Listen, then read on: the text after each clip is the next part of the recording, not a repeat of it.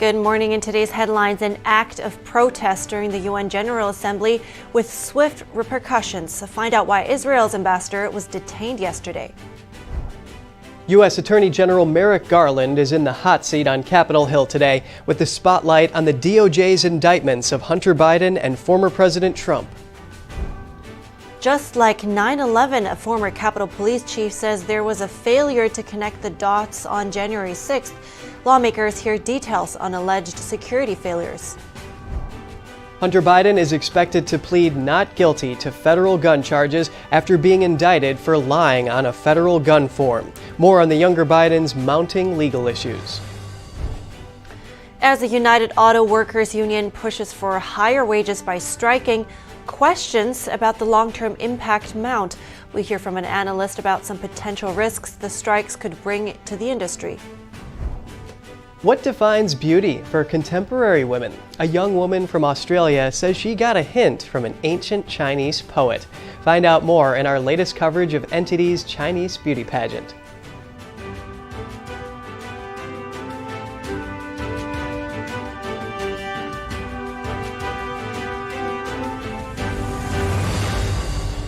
Good morning. Welcome to NTD. I'm Kevin Hogan. Good morning, everyone. I'm Evelyn Lee. Today is Wednesday, September 20th. President Biden called out human rights abuses in China's Xinjiang region at the UN General Assembly. Which was an important thing to do. The State Department calls it genocide, after all. Yeah, well, and then China covers for it by saying it's internal affairs and that there are cultural differences in different countries. Well, it's quite ironic because that same country, China, sits on UN Security Council. Yeah, repression is not exactly security. And it's also ironic that they want to expand the Security Council, but they weren't even present at the 78th session of the UN General Assembly taking place this week, where a little bit of diplomatic tension unfolded. That's right. Topping the news this morning is that Israel's ambassador to the UN was detained at the summit in New York yesterday. That was for leaving to protest during Iranian leader Ebrahim Raizi's speech. Security personnel grabbed Ambassador Gilad Erdan when he walked out of the assembly hall. He left after holding up a picture of Mahsa Amini, whose death last year sparked waves of protests. Eyewitnesses say she was beaten to death by Iran's so-called morality police. She was arrested for not wearing a hijab, a law Iran recently increased the penalty for. Iran's leader was sanctioned by the U.S. after 5,000 Iranian political prisoners were massacred in 1988, and for the deaths of around 1,500 Iranian protesters in 2019. President Biden delivered his speech at the 78th session of the UN General Assembly yesterday. Addressing world leaders, Biden focused primarily on topics surrounding Ukraine, climate, and China. NTD's Costa Jimenez has a brief summary of the talks. President Joe Biden delivered his speech emphasizing continued support for Ukraine. Biden said the U.S. remains committed to seeking a long-lasting peaceful solution, and urged world leaders to join the U.S. in its mission. Russia alone bears responsibility for this war. Russia alone has the power to end this war immediately. And it's Russia alone that stands in the way of peace, because Russia's price for peace is Ukraine's capitulation, Ukraine's territory, and Ukraine's children. Biden's message was welcomed by Ukrainian President Zelensky.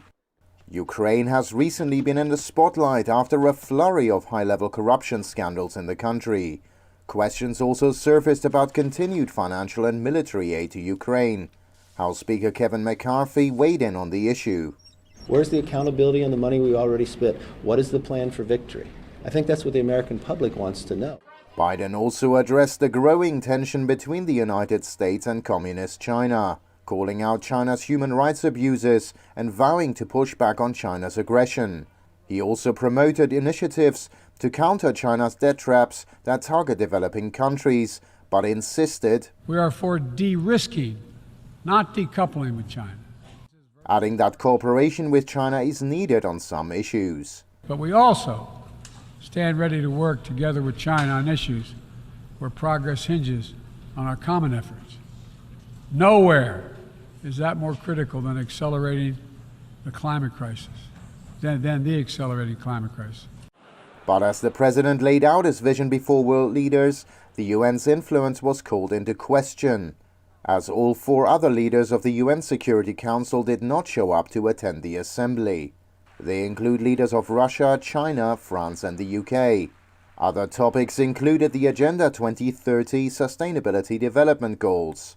NTD spoke to award-winning reporter and Epoch Times contributor Alex Newman, who says the UN has a very dangerous vision. It's an all-encompassing policy document that deals with every area of our lives. And so they're actually having this critical summit there. They've got, I think, 80 world leaders speaking at the summit. And they're strategizing how to accelerate the implementation of these things so that people have an understanding of how really dangerous these are. Right after they were adopted, the CCP, the Chinese Communist Party, came out and bragged through all their propaganda organs that they played a crucial role in developing this. Biden is on a 3-day visit to New York. He is set to meet with the heads of 5 Central Asian nations, as well as leaders of Israel and Brazil. Costa Menes, NTD News. House GOP members are looking to curb federal debt, not just in short-term spending negotiations, but also in a 10-year guideline put out yesterday. Here's the story. Republicans from the House Budget Committee on Tuesday released the long-awaited Congressional Budget Resolution. A law from the 80s set an April deadline for this blueprint, which is different from the annual spending budget currently talked about in the news. According to the Peter G. Peterson Foundation, a congressional budget resolution is a blueprint that guides fiscal decision-making in the Congress. The president doesn't sign the blueprint, meaning it's not an actual law and rather serves as a guide. The main talking point of Tuesday's announcement, curbing federal debt. And we have got to understand how hard this debt has been on our constituents and adjust our spending accordingly. For fiscal year 2024, which begins in just a few weeks, the blueprint recommends a spending limit of $1.5 trillion. That would bring spending back to fiscal year 2022 levels. It also says spending should only grow by 1% a year. That 1% means additional cuts when considering inflation and population growth. The blueprint also relies on economic growth to reduce debt. We return to pro-growth, pro-work, pro-energy policies that we know will reignite this economy, and will return to what we were experiencing before COVID, which is unprecedented growth and prosperity. The goal of Tuesday's blueprint is to balance out the federal budget over the next decade. Lawmakers are set to mark up the resolution on Wednesday. However, it's expected to die in the Senate, which is currently at odds with House Republicans over the annual spending budget. As for that budget, Republicans on Monday introduced 8% spending cuts for most federal agencies, excluding military and disaster spending. The White House on Tuesday responded to those proposed cuts, saying, with less than 2 weeks before the end of the fiscal year, extreme House Republicans are playing partisan games with people's lives and marching our country toward a government shutdown. The Biden administration says those cuts would take away funding from key issues. The House is expected to vote on this bill on Thursday, although a key procedural step was postponed Tuesday, so it's not clear if the Thursday vote will take place. The alleged security failures surrounding the offense of January 6th were the subject of debate on Capitol Hill yesterday. NTD's Daniel Monahan has more on the testimony of former Capitol Police Chief Stephen Sund.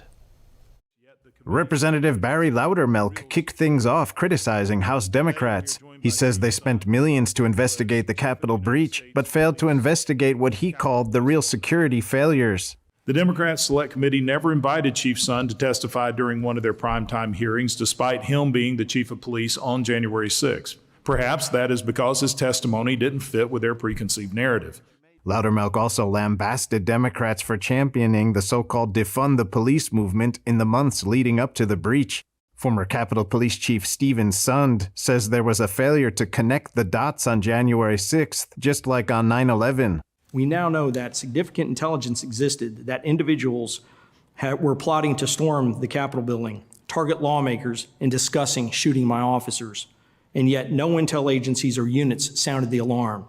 Sund says if the FBI and DHS had followed their policies and established practices, the events wouldn't have turned out as they did. We were blindsided. Intelligence failed operations. The January 6th attack at the Capitol was preventable. The former police chief says he kept running into roadblocks when requesting assistance from the National Guard. I then had to beg the Pentagon officials to send us help.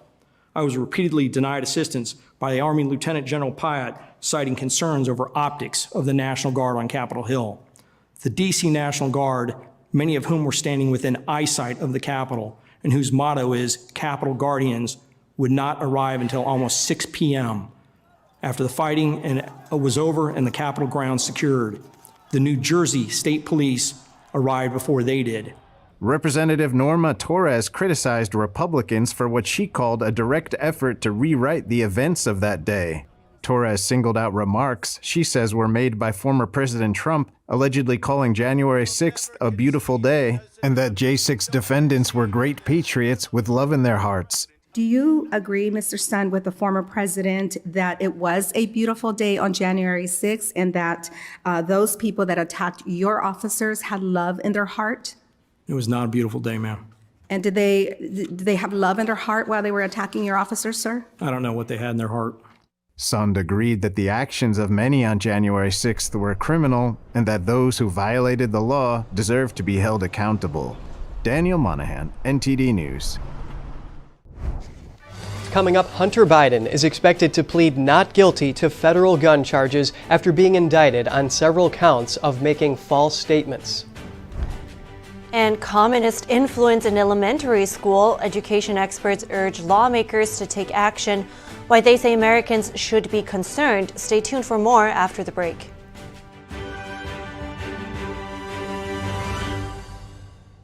Shen Yun Creations, the streaming platform from Shen Yun, featuring world-class dance, past programs, and all original music.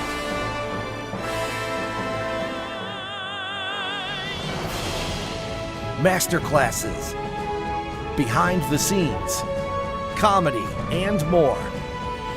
Explore shenyuncreations.com.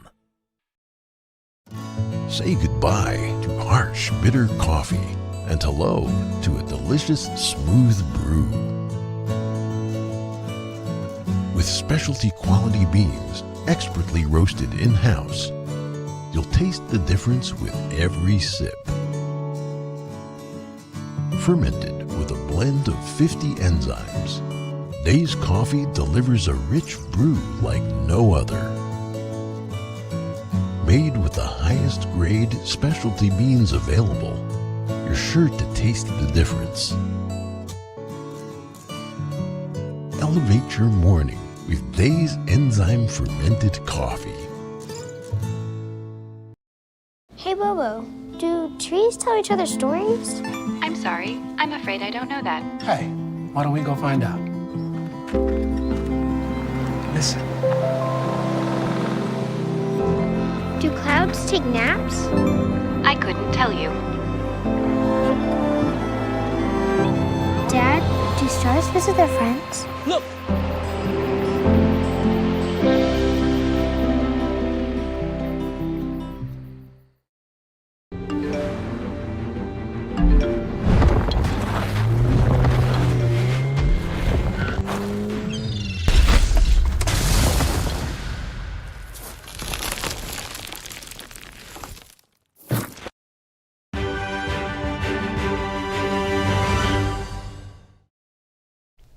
It's good to have you back with us. We have more updates on the special counsel probe into Hunter Biden.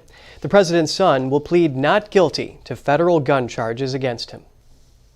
Hunter Biden's attorney said in a court filing on Tuesday that Hunter will plead not guilty to federal gun charges. Special counsel David Weiss last week charged him with 3 counts related to him lying about using illegal drugs when he bought a firearm. He faces 2 counts for making a false statement in the purchase of a firearm, and 1 count of possession of a firearm by a person who is an unlawful drug user. Hunter Biden and prosecutors earlier had reached a plea deal over tax and gun charges, but it collapsed.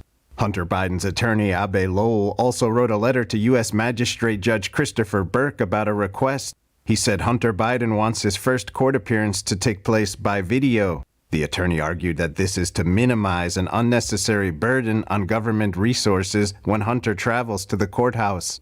The attorney said Hunter is not seeking any special treatment in making this request, and that the president's son will still attend other proceedings in person if necessary. And at the same time, the president's son is suing the IRS. He says it shouldn't have publicly shared his personal information. Now, we want to hear more about this and the big picture.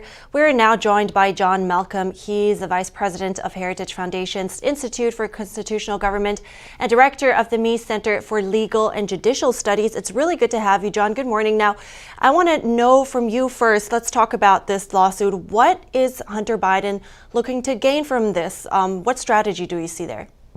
Sure. Well, this is actually the second lawsuit he's filed. He's also filed a lawsuit against an individual for allegedly improper divulging information that was on his laptop. And so far as I can tell, he'll have one of two purposes or both. One is to try to change the narrative so that he is seen by the public as being a victim of abusive practices rather than, the perpetrator of crimes. And another, I suppose, is to try to intimidate people from coming forward and cooperating with either the House of Representatives or federal authorities in their ongoing probe. And to those people who have already cooperated, to try to intimidate them into stopping that cooperation. Interesting points. Now, how is that working out for him, do you think? Well, I don't think it will work out well. I mean, he's just filed these lawsuits. I think that they border on the frivolous, but whether it will change the public's view of Hunter Biden remains to be seen. I don't think it will, and whether it will intimidate the people who have been cooperating from continuing to do so, I don't think it'll stop them either. It may stop other people from coming forward, though, who may believe that if they decide to cooperate, that they are likely to be subjected to a lawsuit. Now, you echo some of what the attorneys representing the whistleblowers call this lawsuit. They also call it frivolous, and they say that the IRS never really illegally released any confidential information. Now, what do you think there is any grounds here? How do you see this lawsuit playing out? Well, I think it is frivolous, although I don't think that Hunter Biden's goal is to try to actually win the lawsuit and recover money from the IRS.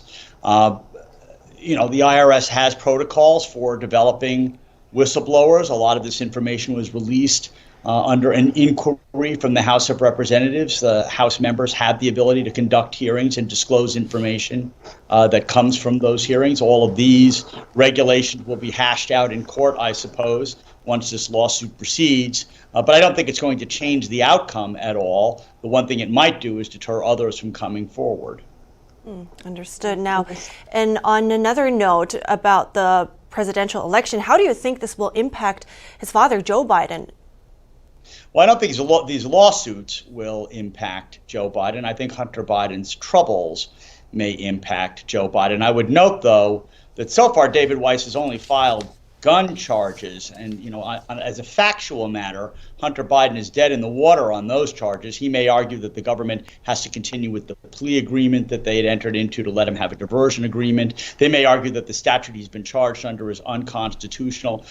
What has the real potential to impact Joe Biden are the tax charges and violations of the Foreign Agents Registration Act that had dealt with Hunter Biden's rather shady dealings with corrupt individuals in foreign countries and receiving the assistance of his father at a time when his father was vice president.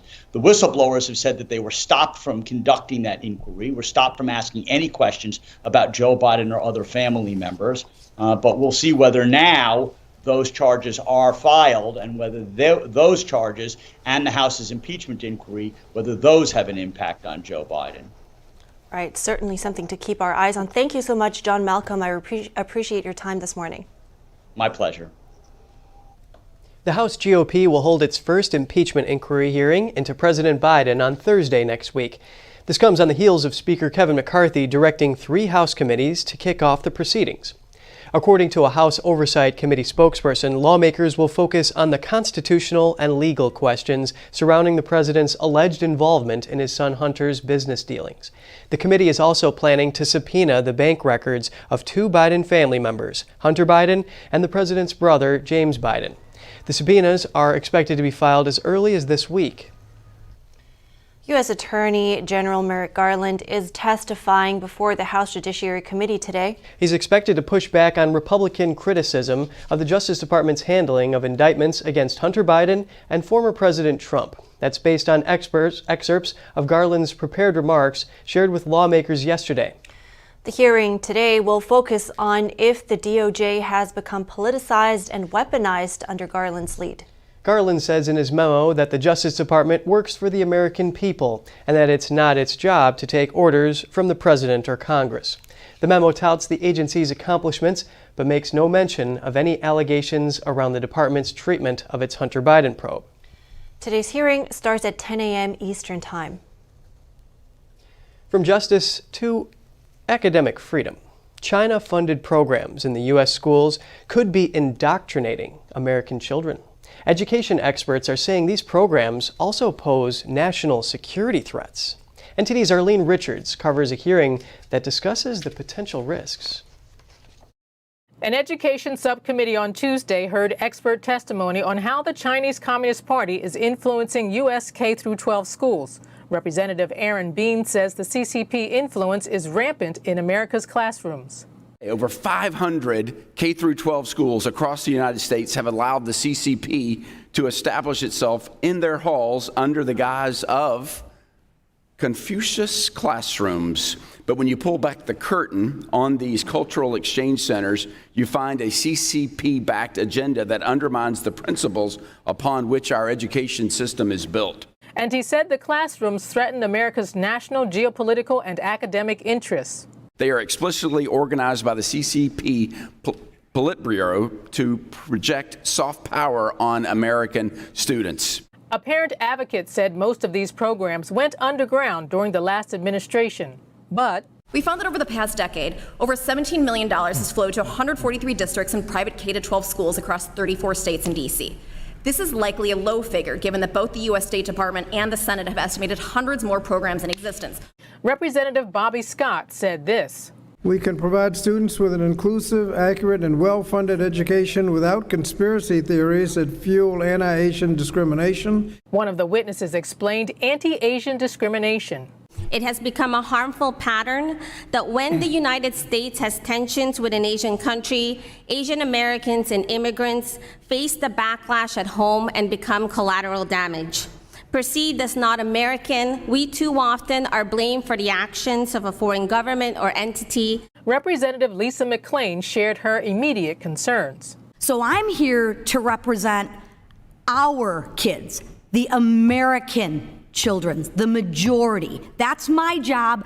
That's what I'm elected to do. After the hearings, Representatives Virginia Fox and Burgess Owens said Americans should be concerned about the CCP.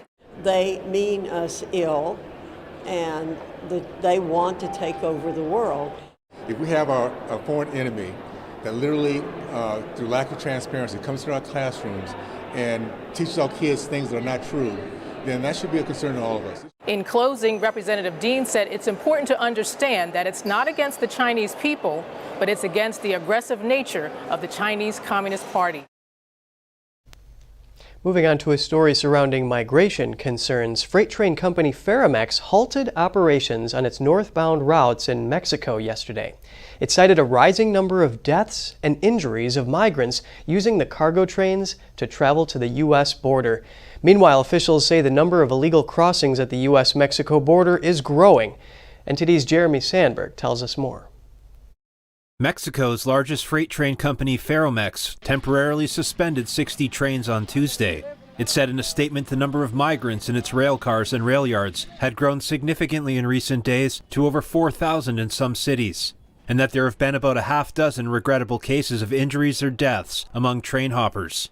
Ferromex says the halted trains carry enough cargo to fill close to 2,000 tractor trailers, and that the stoppage will affect some international trade. The company says it ordered the halt to protect the physical safety of migrants while awaiting action by authorities to solve the problem. War correspondent and investigative reporter Michael Yon is documenting the Darien Gap between Colombia and Panama, a treacherous crossing for migrants heading to the U.S. He says the well-trodden routes are getting shorter and safer. In addition to the camps getting bigger, they're becoming more efficient and faster. So basically, you've got the entire system as both shrinking in length and speeding up and growing in width. So in other words, it's growing in all dimensions. He estimates around 4,000 people pass through the gap each day, with migrants from countries as far away as China and Afghanistan. He says America will be destroyed if it doesn't change its border policies. This is easy divide and conquer strategy, and the United States has fallen for it. A Homeland Security official told CNN over 8,000 illegal immigrants were apprehended on Monday, stoking concerns it could be the early stages of a renewed surge of illegal immigration. City officials in El Paso, Texas, say they've helped more than 4,000 illegal immigrants in the last week. Most shelters are full, and some are sleeping outside. The city is using hotels to handle the overflow. Jeremy Sandberg, NTD News. Texas police arrested an illegal immigrant from Peru and charged him with murder yesterday. That's in connection to a killing on Monday in Eagle Pass. U.S. Customs and Border Protection said the murder suspect crossed illegally into Texas in May and was released in the U.S. after promising to appear for a 2025 court date. And coming up, Chinese agencies are banning iPhones, but why? Could China suspect that Apple is being used to spy? Is this a form of projection given that Huawei has been in the spotlight over spying concerns? An analyst breaks this down after the break.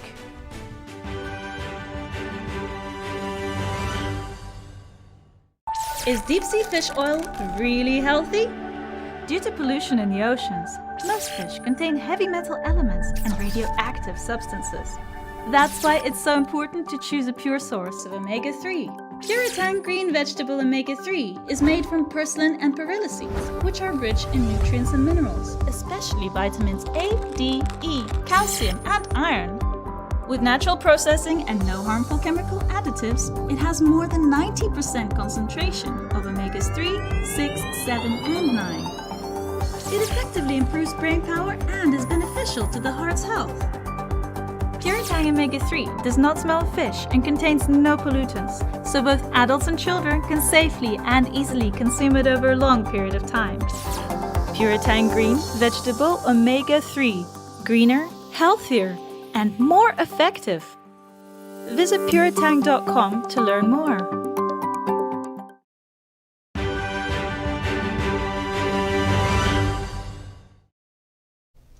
Welcome back. U.S.-India relations may be put to the test.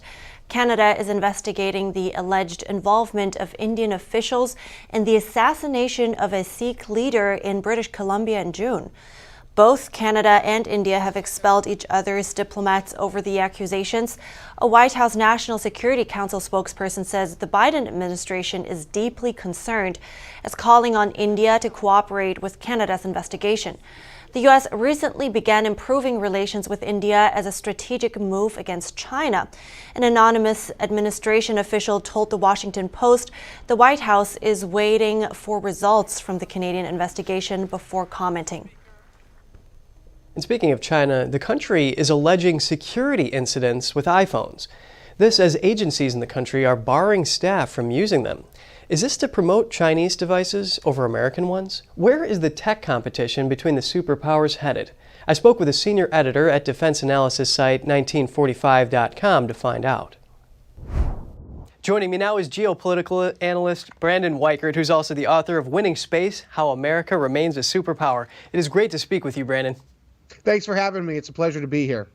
What are these security incidents with iPhones that China is referring to here?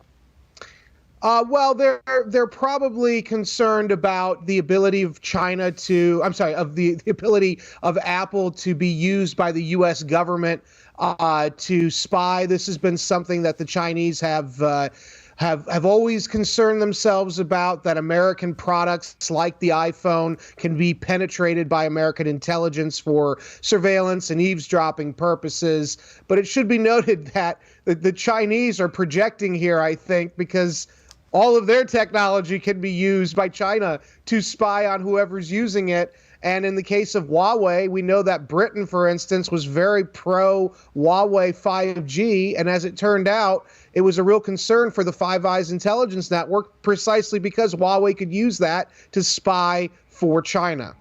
It is interesting looking at the parallels here, because of course there are many concerns about trapdoors being included in the code for TikTok. Now, what do you think China is doing this for? Is it just to promote their Huawei products?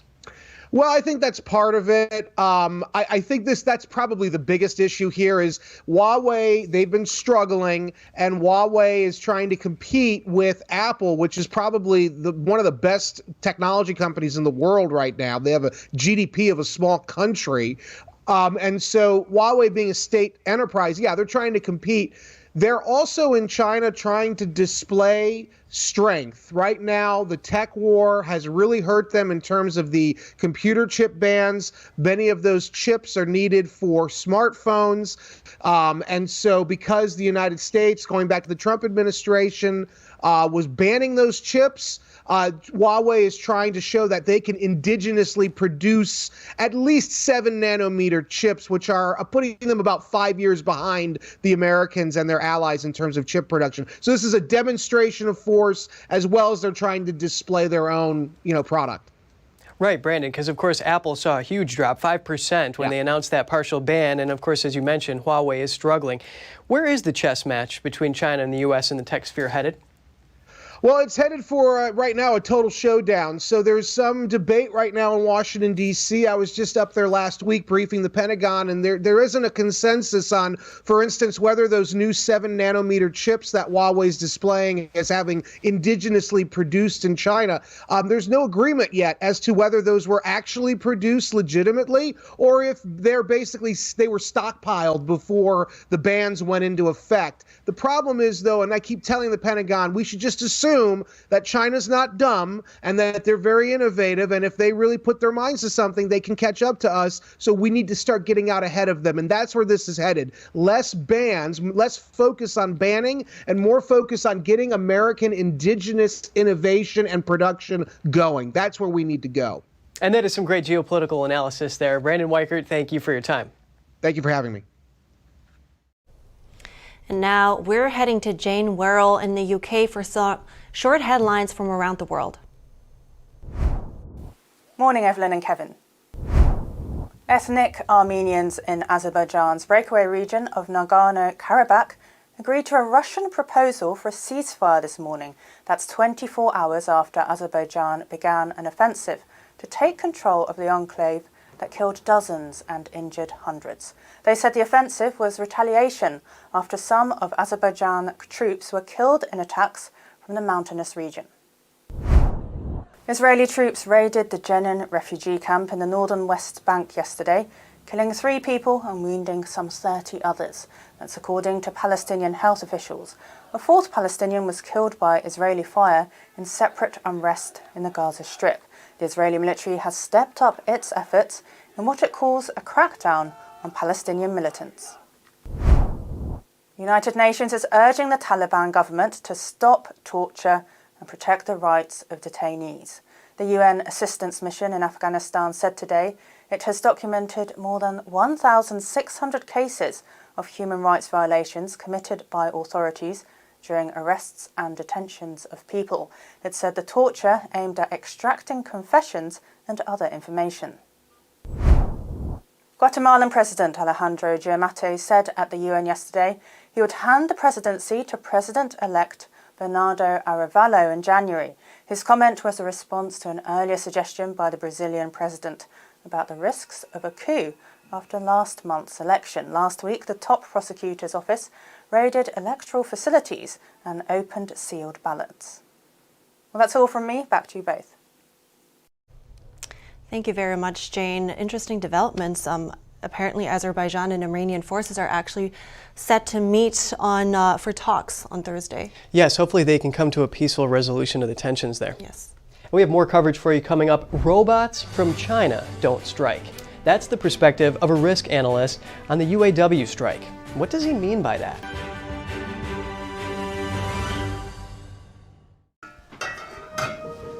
Hey, I told you enough of that.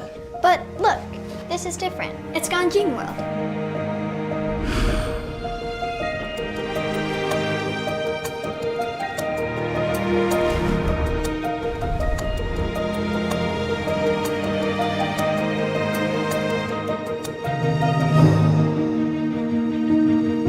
Ganjing World. Family-friendly entertainment. to neurosurgeons. Couldn't figure out anything that was wrong with me or what I would need surgery for. Dr. Bonatti, without even seeing me, knew I was hurting, knew they could help me. First time I came in here was Monday, and today is Thursday. I've had 2 surgeries and am doing fantastic. I'm still in shock that I can walk. That's all within 4 days. Visit AskBonatti.com. I use Book a Limo on all my trips. They have drivers everywhere. I always feel safe when I travel with their chauffeurs, from hello to goodbye. Checking rates, booking, and managing clients' reservations online is so easy. The confirmations, trip reminders, and car status updates are great when I'm on the go. I want my clients to have the best experience during their trip. That's why I've used Book a Limo for the past 30 years. What's your destination? Book a limo, any car, anywhere. Hey, Bobo, do trees tell each other stories? I'm sorry. I'm afraid I don't know that. Hey, why don't we go find out? Listen. Do clouds take naps? I couldn't tell you. Dad, do stars visit their friends? Look!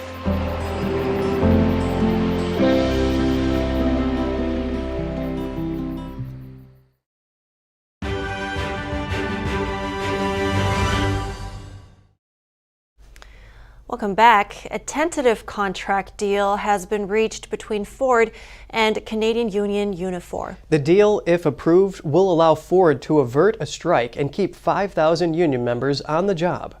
Contract details are still unavailable and union members must still vote to ratify the contract. Ford Canada said they respect the ratification process and will not discuss the specifics of the tentative agreement. And in the U.S., 600 Ford workers were laid off from their jobs at a Michigan assembly plant. The layoffs are being blamed on the UAW strike. Ford officials said the components built by the laid-off workers use materials that must be E-coated for protection. E-coating is completed in the paint department, which is on strike. More layoffs could be coming. One recent contract proposal has Stellantis possibly closing 18 factories. And now we're going to hear a unique perspective on how the United Auto Workers strikes might affect the means of production and investors. Anders Kaur, the principal of Core Analytics and the publisher of the Journal of Political Risk, joins us live. Good morning, Anders. Great to have you with us. Morning. Your article is titled "Robots from China Don't Strike." Can you explain this? Well, the UAW strike is really putting the U.S. auto industry in a difficult position. Unfortunately, I mean, everyone would love to have high wages, but UAW, what they're asking for is, I mean, what they have been getting, according to industry sources, about $60 an hour on average when considering other labor costs like benefits. What they're asking for is about $80 an hour on those in those terms. That's not what the workers actually get paid per hour. It's including all their benefits.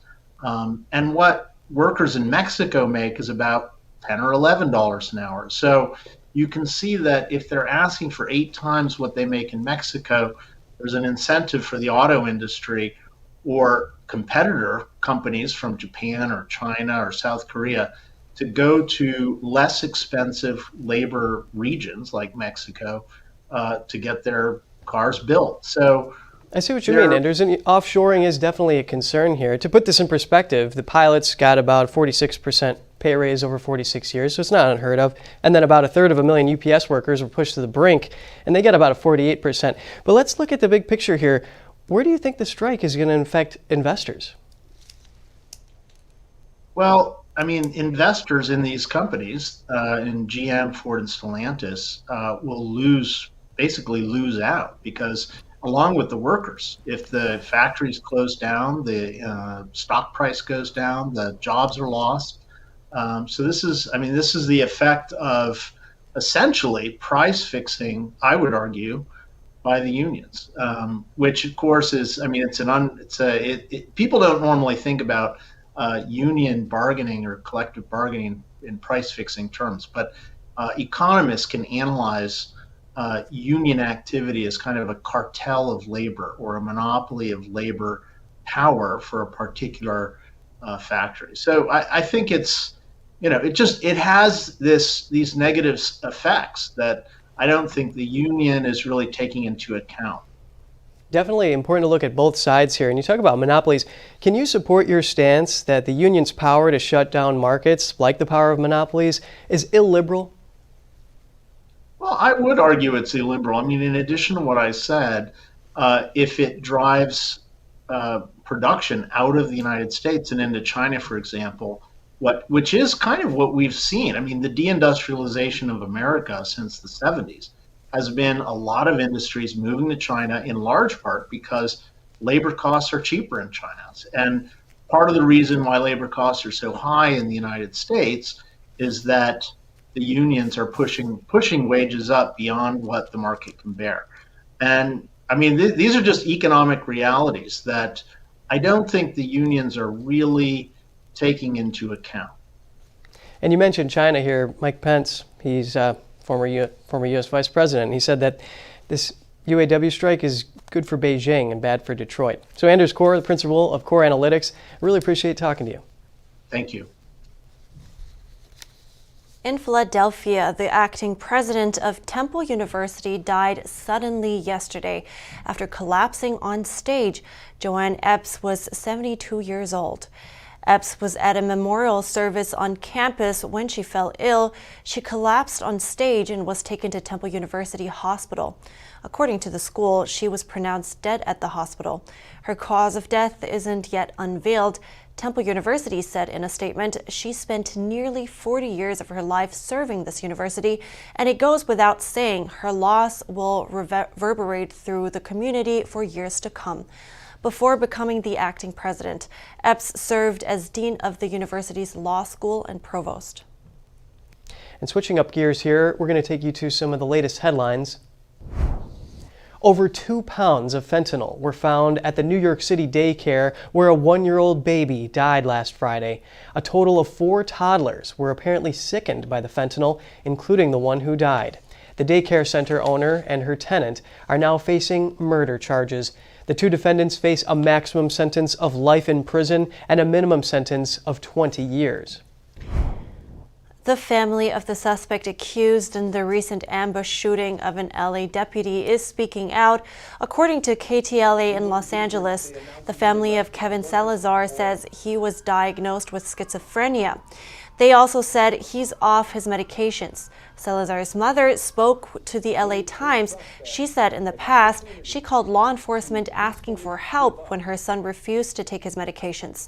She was told there was nothing that they could do since he was an adult. Officials in Montana are warning people not to eat fish from the Yellowstone River. The state issued an advisory for all fish species near the site of a June train derailment. The derailment in Stillwater County caused high amounts of various toxins to be found in local fish species. Nonprofit group Students for Fair Admissions is suing West Point over its race-based admissions policy. A recent Supreme Court ruling said universities can't use race as the basis for admission.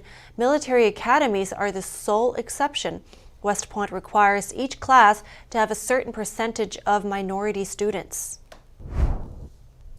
It does leave one scratching their heads why military academies would be the only exception. Good questions, and they didn't exactly ask for a special exemption, right? Right, they just wrote the court saying that these affirmative action admissions would help the military leadership be more diverse if they have it in colleges as well as military academies. Right. And we got more for you coming up. Investors awaiting the Fed's key decision on interest rates. Will today's meeting bring a pause in hikes? NTD Business host Don Ma has the details after this short break.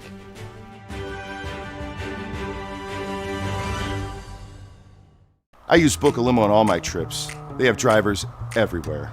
I always feel safe when I travel with their chauffeurs, from hello to goodbye. Checking rates, booking, and managing clients' reservations online is so easy. The confirmations, trip reminders, and car status updates are great when I'm on the go. I want my clients to have the best experience during their trip. That's why I've used Book a Limo for the past 30 years. What's your destination? Book a limo, any car, anywhere. Hi everyone watching at home. We're here to remind you that if you or someone you know were injured in an accident that was not your fault, listen up. We have live agents available right now to answer your questions and tell you how much your case is potentially worth. Hi, I'm Gina Bellich, here with spokesman and TV personality Tom Mustin with us in the Help Center. So Tom, phones are really busy over there. Tell us what kind of calls you're seeing. Well, Gina, first off, thank you for having me here in the call center with you. We always enjoy talking to the viewers and getting folks the compensation that they deserve. You know, we're seeing calls about all kinds of accidents, but the most common by far has been car accidents. So if you or someone you know were injured in an accident that was not your fault, give us a call right now. You'll speak with a live person. They'll answer any questions you have and tell you if you have a case and how much your case is potentially worth. Thanks, Tom. All right, folks at home, you heard it. Take advantage of this opportunity and call now.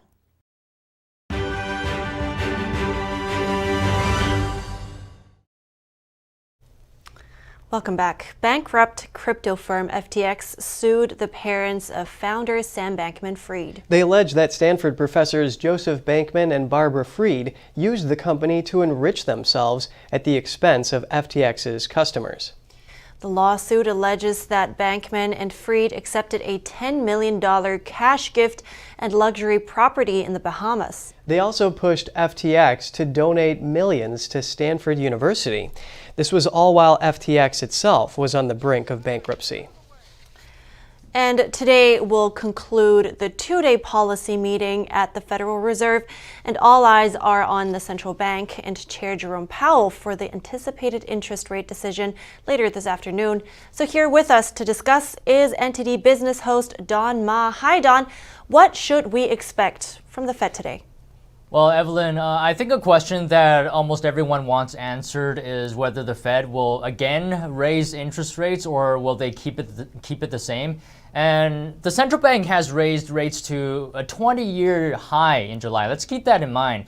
But currently, the expectation is that officials will not raise rates at this meeting.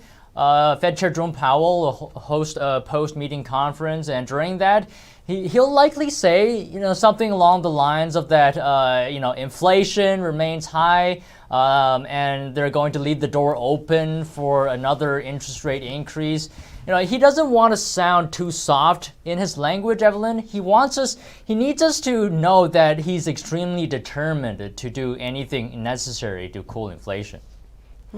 That's good insights. And now what about the investors? What do they want to hear from Powell during the post-meeting news conference?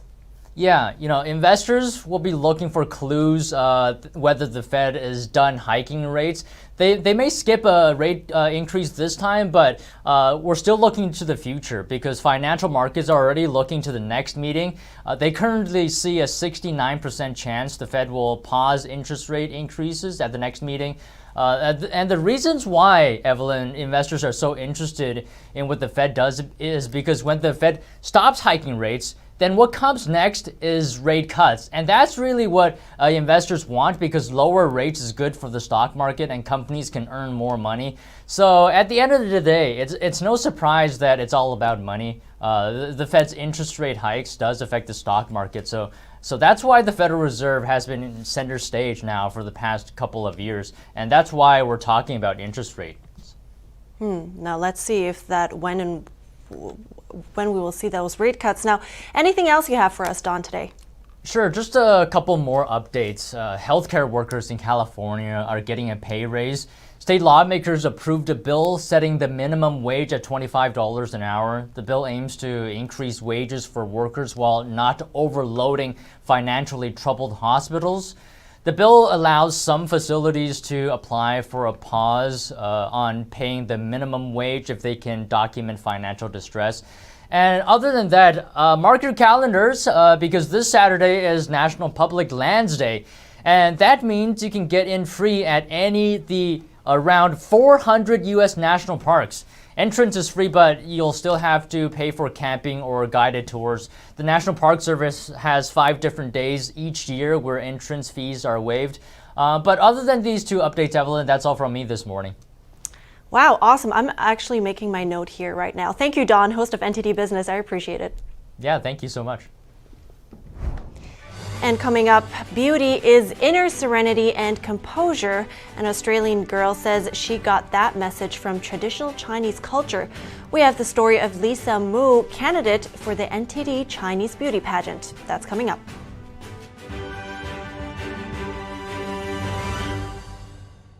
For babies born at this hospital in East Africa, the first moments of life are their most fragile. Many don't make it through their first 60 seconds.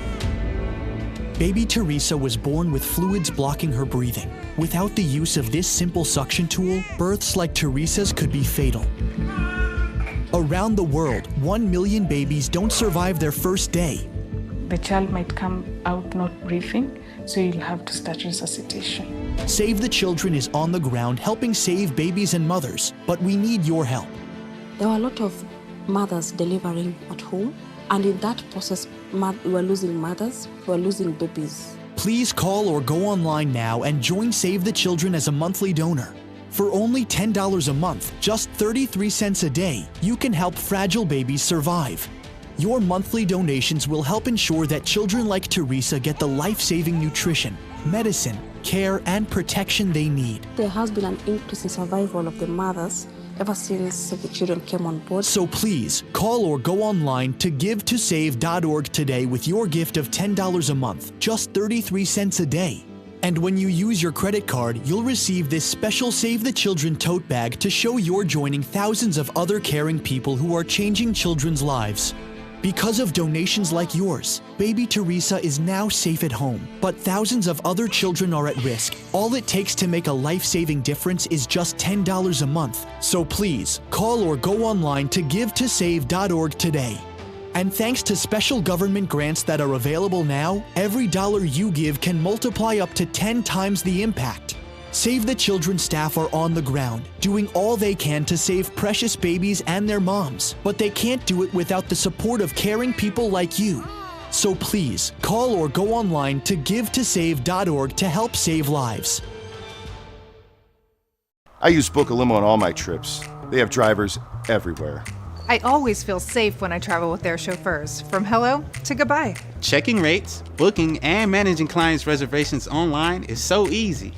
The confirmations, trip reminders, and car status updates are great when I'm on the go. I want my clients to have the best experience during their trip. That's why I've used Book a Limo for the past 30 years. What's your destination? Book a limo, any car, anywhere.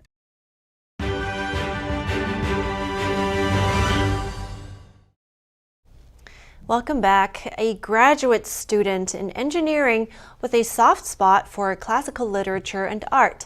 A young woman from Australia brings her vision of beauty to the NTD International Chinese Beauty Pageant. She says her passion all started with a yearning for traditional Chinese culture. Here's the story of Lisa Mu.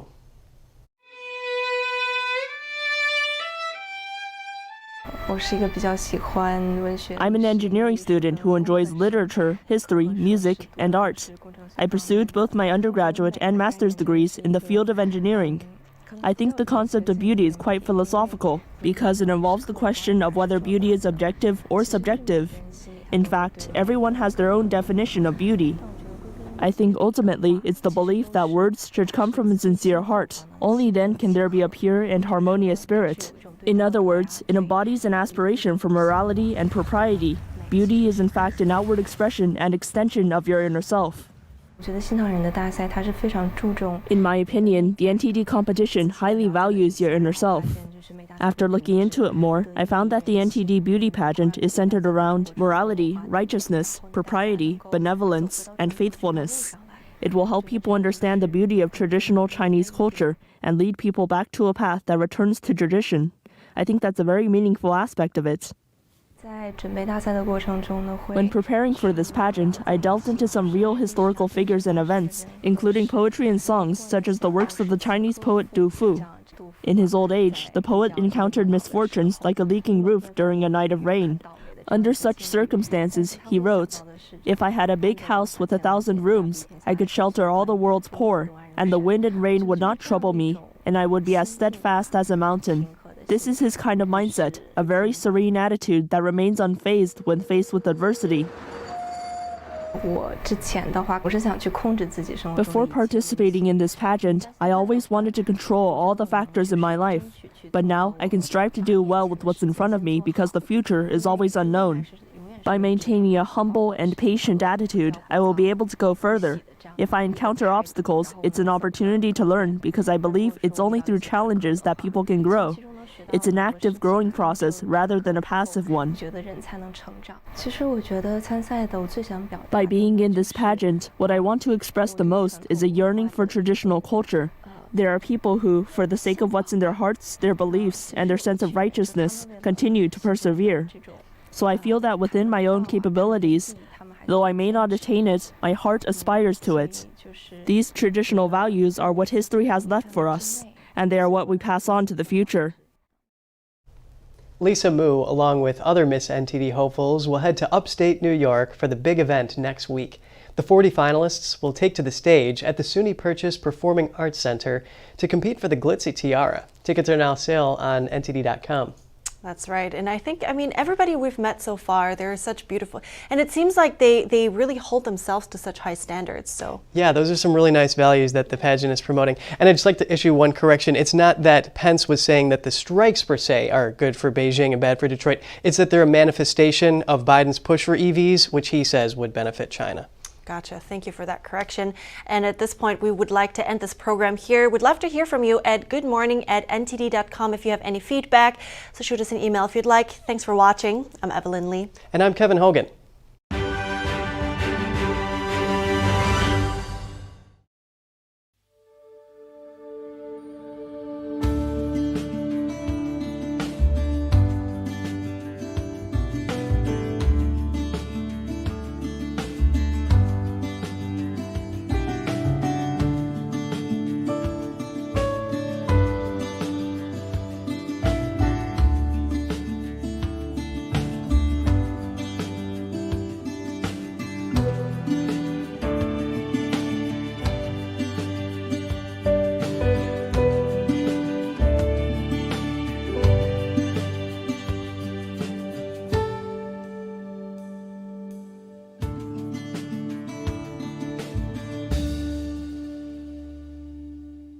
Thanks for watching us on YouTube. Did you know YouTube only keeps selective videos on its platform? So if you want to make sure you get the full picture, just subscribe to our newsletter. Go to newsletter.ntd.com and sign up. It's free.